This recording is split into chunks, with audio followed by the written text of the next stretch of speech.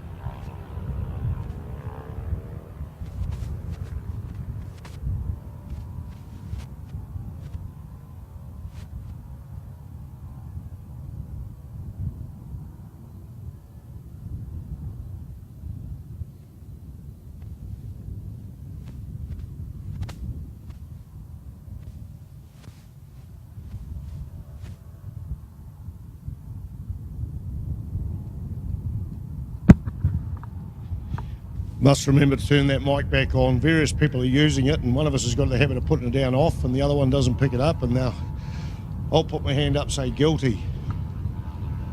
Oh, back into action with the HCupR3 Cup here, and Jesse Stroud, after 2 crashes today, is still out there, and right now I think he's in 3rd place, or is he in 4th? I've got to recognise him.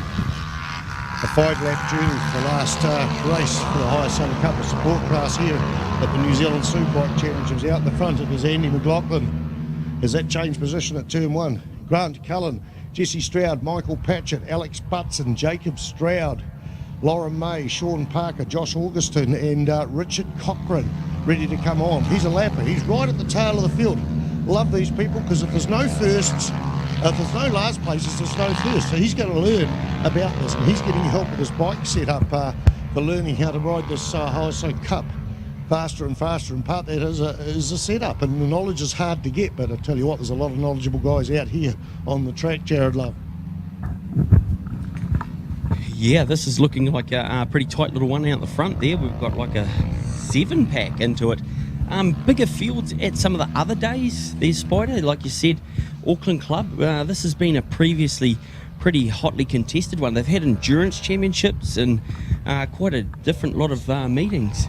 Yeah, there was sorry, Neil? No, sorry, just going to add to it. What I like about it is the fact that then they've mixed themselves up to be at places like Taupo, so not just at Hampton Downs. They've mixed up the length of their racing, and they've put in a multi-round series, and they've given an opportunity for people to recover for their budget and everything like that. It's not as if it's just this championship. It's on a decent length of time. Incorporated with the Auckland Motorcycle Club, they give it as much kudos as they do for the big guys as well. It's not as if, it's only one of our lesser classes and we've only got a small amount of time for the program. They treat it with the respect it deserves, and it's actually become one of the creme de la cremes, because in fact this class has had entries with as much as 2 other classes added together, so it's fantastic. And the way that Auckland has looked after these guys, I think it only can grow, and it's just another way of production-based racing as well. That's what makes it close and exciting and affordable, Spider. The other thing that excited me about the Hampton Downs Motorfest 2 weeks ago, it was the first time in about 8 years I wasn't commentating the New Zealand Superbike Championship, so I took the opportunity to go there and enjoy all of the racing, but also be able to watch individual riders. Normally as a commentator, you've got to scan everyone on the track, timing,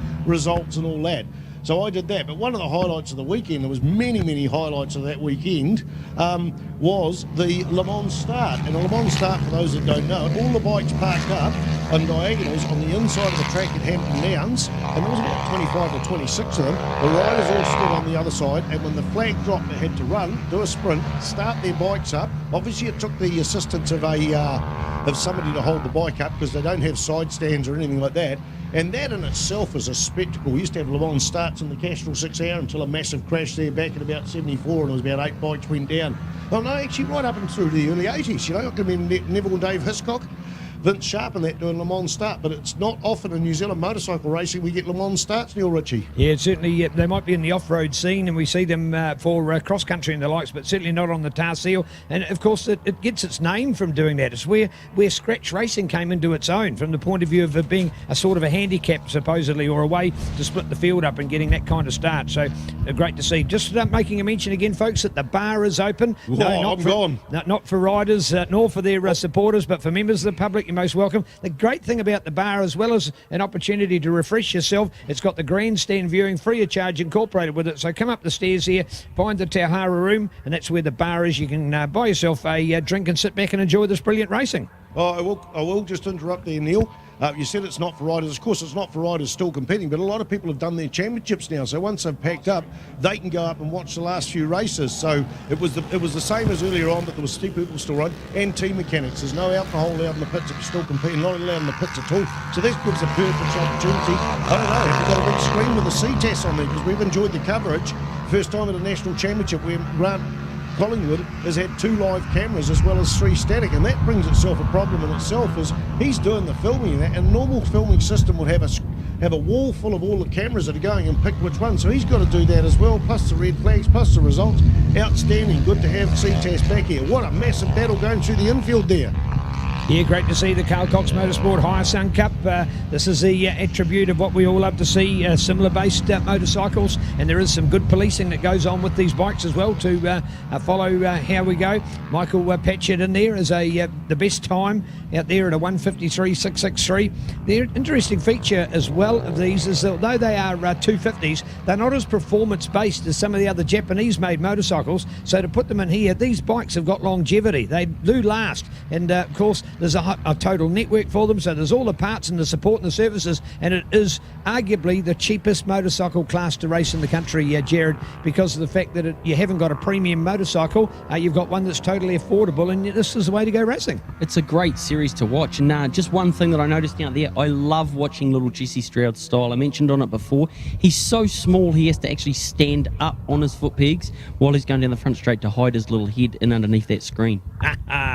Indeed, and Spider, you've been reminding people about the Kawasaki Road Race Series coming up this winter because we're at home with the Hamilton Motorcycle Club, our host for this event here today. This is their home circuit, although they will have a round at Hampton Downs. And speaking about making it affordable as well, they've got a Lambs production class coming up in their series, so that's going to be a good way for other people to get involved in the sport, but not just in the championship window of the summer of our racing, but over the off-season as well. Well, definitely, and what a great initiative, because we used to have 250 was the limit for learner riders, but now Lambs is learner approved motorcycles and goes up to I think 650, almost 700 cc's, and it will include the Hire Sung 650s as well. The Lambs approved one of those. It's on 13th of May here at Bruce McLaren Motorsport Park. Then we go to Hampton Downs 19th of August, 23rd of September at back here at the Bruce McLaren Motorsport Park, and it's for Lambs bikes. Approved motorcycles sold new. Modifications are kept to a minimum and relate to consumables and easily crash damaged components. Tyres will be restricted to approved road sport tyres. Race DOT tyres, wets and warmers are prohibited. Grass regulations will be out shortly on the Hamilton Motorcycle Club's wedge page. So we look forward to seeing a variety of bikes coming up in that series. And it is brought to you by Hamilton Motorcycle Club and supported by Carl Vandermeer Builders, who have put in some support into JP Sabretz and the Gicsa Cup, as well as a lot of support into Scotty Moyer.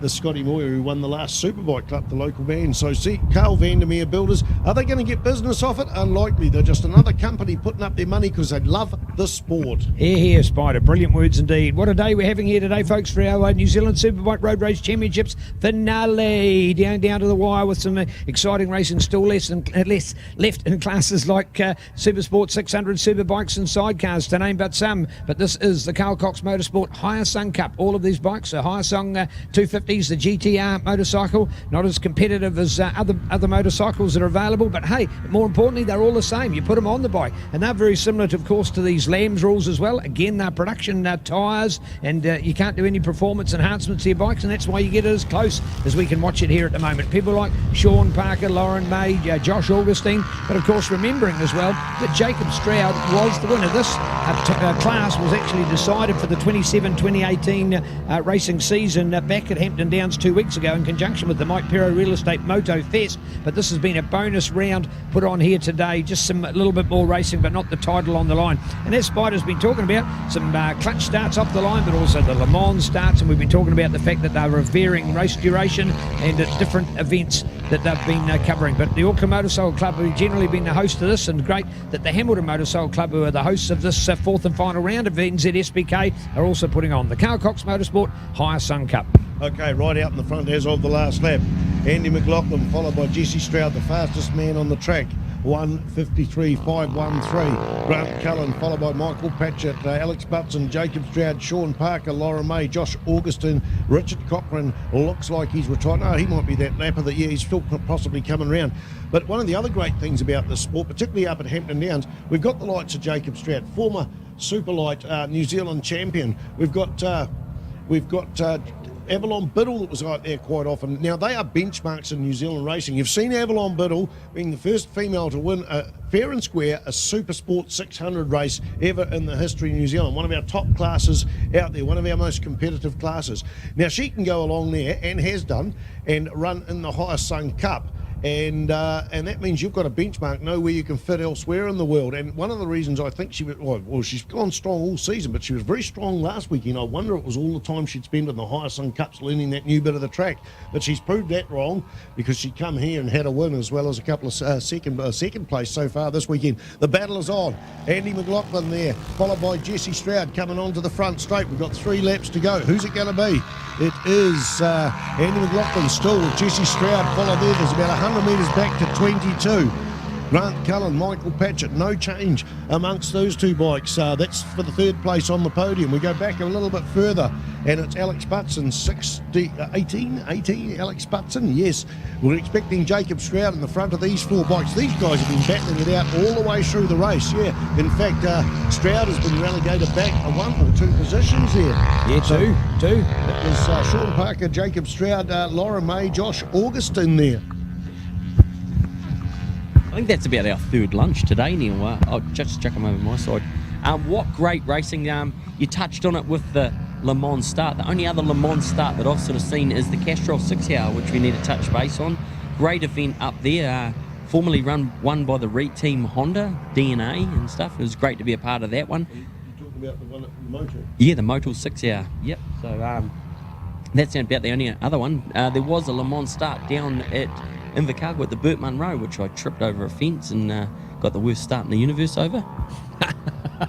Great to see. Hey, thanks indeed to our Breast Cancer Foundation. What an awesome food fundraiser here today, folks. The steak sandwich. The steak sandwich is only $5. I tell you what, you go some places, that's what they charge you just for the bread that you've got to fill your sandwich. But you get the steak thrown in for free of charge as well. So check it out. Breast Cancer Foundation food fundraiser here today, plus the Easter raffle and guessing the amount of jelly beans in the jar as well. A bit of fun to be had, and you could be a winner, but more importantly, supporting a fabulous charity and feeding the worms as well. So take an opportunity, and thanks for their support today, and we hope you support them in return. Andy McLaughlin, Jesse Stroud, Grant Cullen, Michael Patchett, Alex Butson, Sean Parker, Jacob Stroud. Now look at Jacob, he's dropped back to the 7th place. Younger brother, you heard it, younger brother, and probably 20 kgs lighter as well. Jesse Stroud is the one who's up there in that 2nd place, and there's Jesse at the moment, and he's really pushed himself up, really pushed himself forward. That's what you were talking about before when you were watching him race, Jared, that he's gone right forward on the bike to try and get a position to get himself tucked in behind the fairing. He reminds me of a little go-kart kid. You see those tiny little torsos cruising around, the helmet's too big. It's got to fit on their head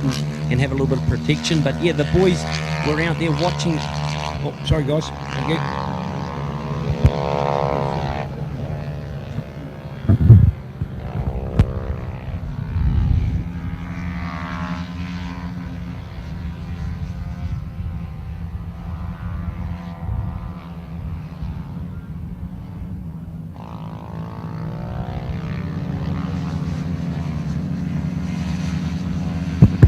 last lap here, and there goes the move, and it might be for this race win.